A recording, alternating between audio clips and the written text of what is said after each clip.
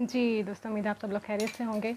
अच्छा, एक चीज़ ऐसे ही आपके साथ जो है वो शेयर करने जा रही हूँ।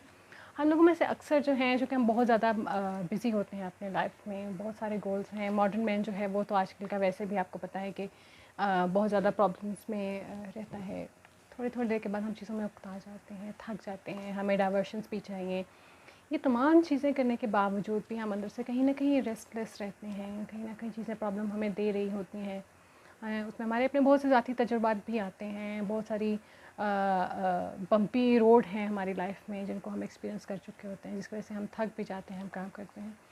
बहरहाल ये कि इन तमाम चीज़ों की जो शिकायत है उसका अज़ाला कहीं नहीं हो पाता और शायद उसका हो भी नहीं सकेगा। परमानेंट पीस या एक परमानेंट खुशी जो है वो नहीं मिलती। हम छोटे-छोटे कामों से वो वक़्फ़े लेते हैं जिनको हम खुशियाँ कहते हैं कि बस अब फ़लाँ चीज़ में ज़िंदगी की दौड़ में यहाँ तक हमने किया, थक गए हैं, अब थोड़ा-सा हमें पॉज़ लेना है, उसको करना है।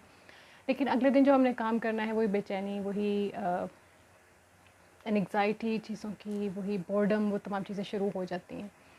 तो ये मैं किताब पढ़ी थी तो 2 छोटी-छोटी इसमें हवाले मुझे ऐसे रिलेट किए कि यस, ये है रिफ्लेक्शन, शायद यही वजह बनती हैं और शायद इन्हीं को हम नहीं देखते। तो मुझे लगा कि इसको एज़ इट इज़ जो है वो शेयर करना चाहिए। किताब जो थी मेरे हाथ में पॉलो क्यूलो की, जो ब्राज़ीलियन राइटर है और कौन नहीं जानता है पॉलो क्यूलो को। उसकी किताब है लाइक फ्लोइंग रिवर।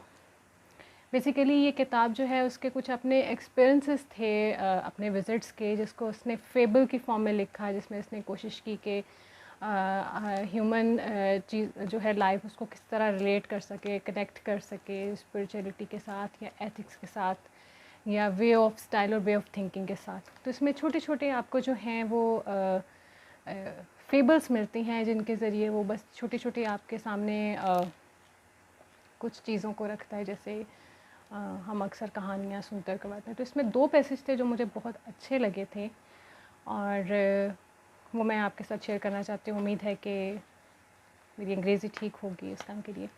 तो एक जो इसमें बहुत अच्छा था वो था the funny things about human beings. तो मैं इसको एज़ इट इज़ ही जो है वो पढ़ूँगी।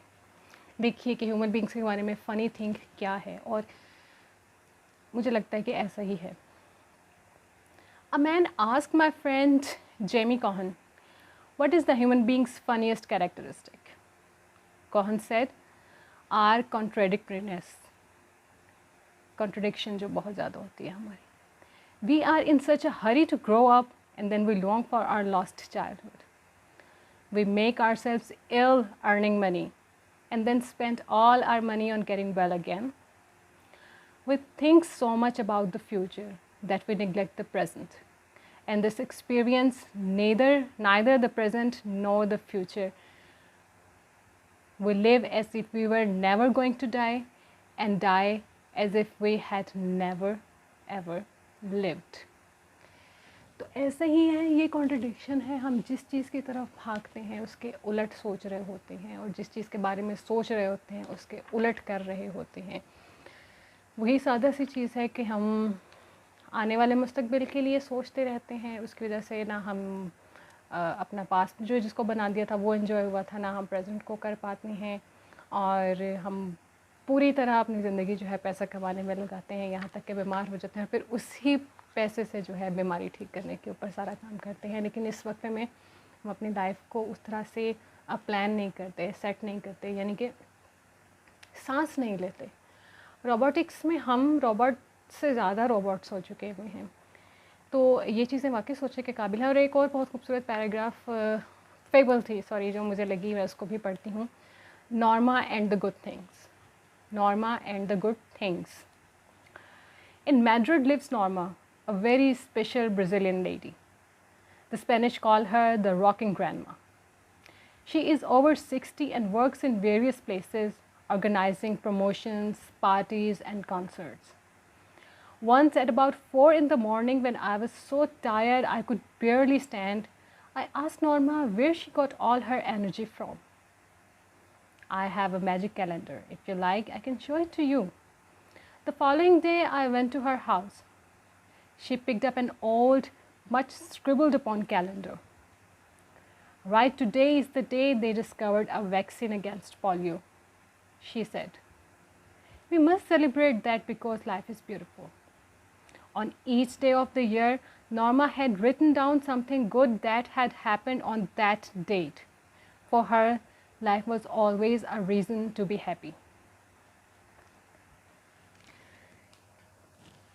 چھوٹی سی کہانی تھی, چھوٹا سا فیبل تھا, اور صرف یہ خلاصہ تھا کہ جب ہم روزانہ بہت زیادہ اکتا جاتے ہیں, دن ہمیں پہاڑ لگ رہے ہوتے ہیں, راتیں اتنی لمبی لگ رہی ہوتی ہیں, سب کچھ کرنے کے باوجود بھی وہ تسلی, وہ سیٹسفیکشن, وہ ریلیف نہیں مل رہا ہوتا ہے. تو اس میں انہوں نے بتایا کہ وہ ایک عمر رسیدہ خاتون ہیں, اور ظاہر ہے کہ اس کے ساتھ یہ فیلنگز نہیں آتی ہوں گی, لیکن ہمیں کچھ تو اس کا علاج اپنے لیے خود کرنا پڑتا ہے نا. ہر چیز کا علاج ہم دوائیوں سے نہیں کر پاتے ہیں.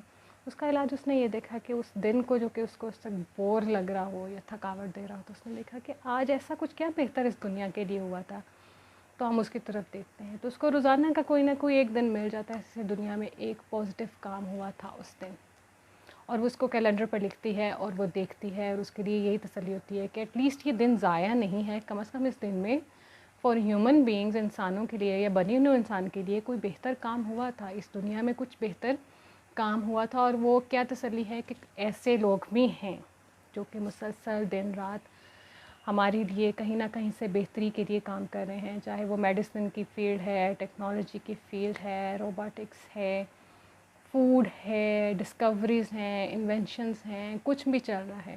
اگر وہ لوگ کام کر رہے ہیں اور اس سے وہ سب فائدہ اٹھاتے ہیں, تو ہم اس قدر ہاتھ پیر کیوں چھوڑ دیتے ہیں کہ ہم کم از کم اس دن کسی ایک بہتر یا پازیٹیو چیز کے بارے میں بھی نہیں سوچ پاتے.